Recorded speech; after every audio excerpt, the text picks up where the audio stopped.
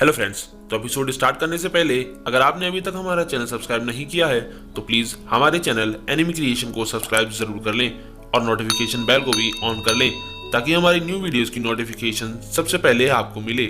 Thank you. तो episode की starting में हमें ज्यू को उसके घर पर अपने बेड पर लेटे हुए दिखाया जाता है और वहीं उसके पास वो एग भी रखा होता है जो उसे लूट में मिला था और वो अपनी लूट को चेक करने के लिए इन्वेंट्री में स्टेटस ओपन करता है।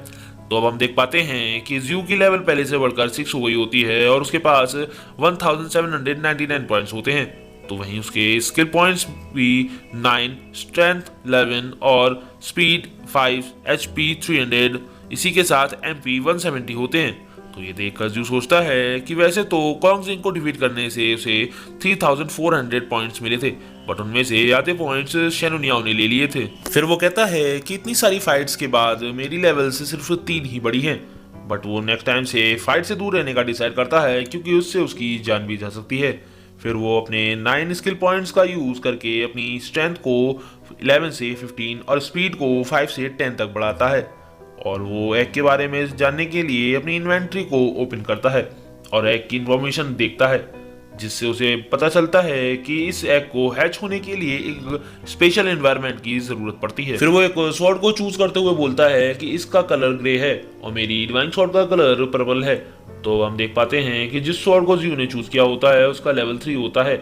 तो मैं आपको बता दूं कि वेपन्स की पावर्स उनके कलर और उनके लेवल के आधार पर डिसाइड की होती है, जिसमें ग्रे कलर सबसे लो लेवल का तो वहीं ऑरेंज कलर सबसे हाई लेवल का प्रतीक होता है। तो अब हम फिर से ज्यू को देखते हैं जो इन लेवल के बेकार वेपन्स को सेल करने का सोचता है। तो वहीं कॉन्गजिंग के वेपन को सेल करने से उसे 1 पॉइंट मिला होता है। तो अब ज्यू दूसरी स्वॉर्ड को चूज करता है जो कि एक फ्लाइंग स्वॉर्ड होती है। इसका लेवल 4 होता है और उसका कलर ग्रीन होता है। तो ये देखकर ज्यू स्वॉर्ड को भी डिसमेंटल करने लगता है। तभी वो अपनी आर्मरी को देखता है और वो उस स्वॉर्ड को अपने डिवाइन आर्म गार्ड में मर्ज कर देता है, जिससे उसका लेवल भी 6 हो जाता है। तो ये देखकर ज्यू खुश हो जाता है और दूसरे आइटम्स को भी मर्ज करने लगता है। इसके बाद ज्यू सोचता है कि इन ट्रैश इक्विपमेंट्स को मर्ज करने से उसके काफी सारे पॉइंट्स बच गए। फिर वो इसी तरह के ट्रैश आइटम्स को कलेक्ट करने का डिसाइड करता है। उससे पहले वो पॉइंट्स को अर्न करने का सोचता है। तभी हम देखते हैं कि ज्यू को एक टास्क मिला होता है। तो वो उस टास्क को एक्सेप्ट कर लेता है। तो टास्क में ज्यू को पर डे स्कूल जाकर अपनी सभी क्लासेस को 68 डेज तक अटेंड करना होगा, जिससे उसे पर डे 10 पॉइंट्स और फाइनल रिवॉर्ड के तौर पर 400 पॉइंट्स और एक लेवल भी मिलेगी। तो ये देखकर ज्यू सोचता है कि उसके साथ ही ऐसा क्यों होता है, बेचारा ज्यू। अगले सीन में हम रूजियान यूनिवर्सिटी को देखते हैं जहां ज्यू पढ़ता है और वहीं हम ज्यू को भी देख पाते हैं जो कि अपने स्कूल आया होता है और सोच रहा होता है कि वो काफी टाइम से स्कूल में नहीं आया। तभी उसकी नजर सामने जा रहे एक लड़के पर पड़ती है और वो उसे पीछे से जाकर पकड़ता है और वो कहता है कि मुझे नहीं लगा था कि हम दोबारा यहाँ मिलेंगे, और वो उसे पीछे से जाकर पकड़ता है।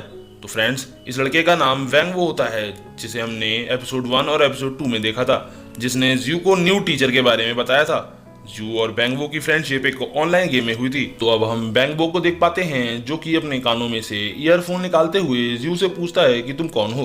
तो इस पर ज्यू मुस्कुराते हुए बोलता है कि मैं तुम्हें ब्लेम नहीं करूंगा, वैसे भी मैं पहले से काफी ज्यादा हैंडसम हो गया हूँ।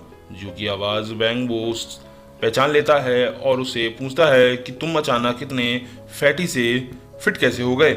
अगले सीन में हम ज्यू और वैंगवो को स्कूल कैंटीन में देख पाते हैं जहां वैंगवो ज्यू से खाना खाते हुए बातें कर रहा होता है।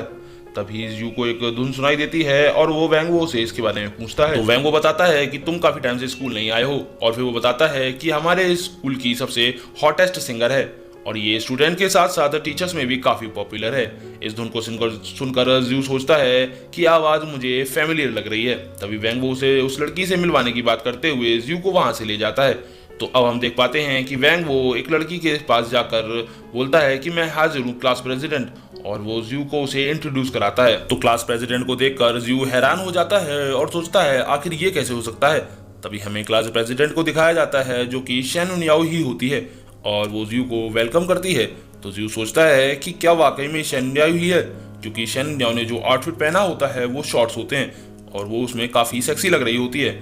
और ज्यू उसकी चेस्ट को देखता हुआ कहता है कि ये तो वाकई में ही शेनुनियाओ ही है। तभी वैंग वो शेनुनियाओ से ये कहते हुए वहां से भाग जाता है कि तुम्हारे कहने के मुताबिक मैं ज्यू को तुम्हारे पास ले आया और तुमने मेरी बैड अटेंडेंस को इरेज करने का जो प्रॉमिस किया था उसे याद रखना। इससे हमें ये पता चलता है कि शेन मियाओ ने ही वैंग वो के जरिए जियू को अपने पास बुलवाया था। तो ये बात जियू भी समझ जाता है और वहां से भागने की कोशिश करता है। तो शेन मियाओ जियू को पकड़ लेती है और कहती है कि तुम कहाँ भाग रहे हो। और फिर वो जियू को 5000 पॉइंट्स ट्रांसफर करते हुए कहती है कि मैंने जो आइटम्स सेल किए थे उनमें से ये तुम्हारा शेयर है। तो उन पॉइंट्स को रिसीव करते हुए जियू सोचता है कि अब वो इन पॉइंट्स के जरिए लो लेवल के आइटम्स को भी बाय कर सकता है। फिर वो शेन मियाओ की तरफ देखते हुए सोचता है कि शायद उसने शेन मियाओ को समझने में जल्दबाजी कर दी। जियू को अपनी ओर मुस्कुराता देख शेन मियाओ कहती है कि मेरी तरफ ऐसे मत देखो, मैं तुम्हें पहले ही ये सब देने वाली थी। तभी हमें दिखाया जाता है कि शेन मियाओ अपने मन में जियू से माफी मांगते हुए कह रही होती है कि वो एक्साइटेड हो गई थी, इसलिए उसने सारे गुड क्वालिटी के इक्विपमेंट्स को उठा लिया था। फिर जियू कुछ सोचने लगता है, तभी शेन मियाओ उसे अपने मोबाइल में एक न्यूज दिखाती है और न्यूज में लिखा होता है कि कॉन्ग जिंग जो कि एक डिसेबल्ड डिजाइनर होता है उसकी लास्ट नाइट डेथ हो गई होती है और इन्वेस्टिगेशन में ये एक सुसाइड लग रहा होता है।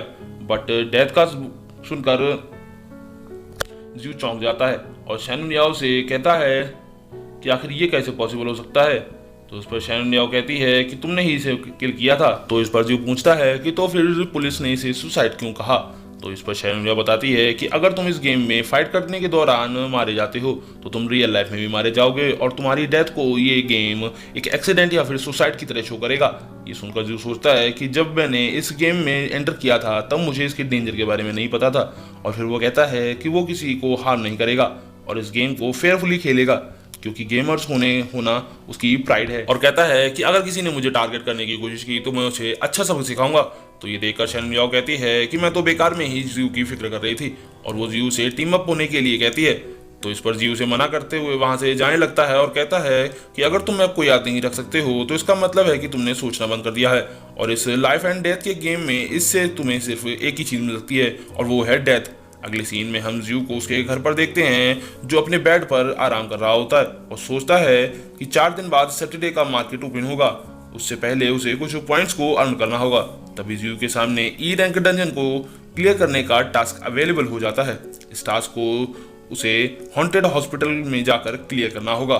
तो जियू अब उसे क्लियर करने का डिसाइड करता है जिससे उसे 6000 पॉइंट्स के साथ साथ 5500 एक्सपीरियंस रिवॉर्ड के तौर पर मिलने वाले थे और वो इस टास्क कंप्लीट करने के लिए वहां से चला जाता है। और इसी के साथ हमारी आज की एपिसोड खत्म होती है। और आपने अभी तक हमारा चैनल सब्सक्राइब नहीं किया है तो सब्सक्राइब जरूर कर लें, शेयर करें और कमेंट करना ना भूलें।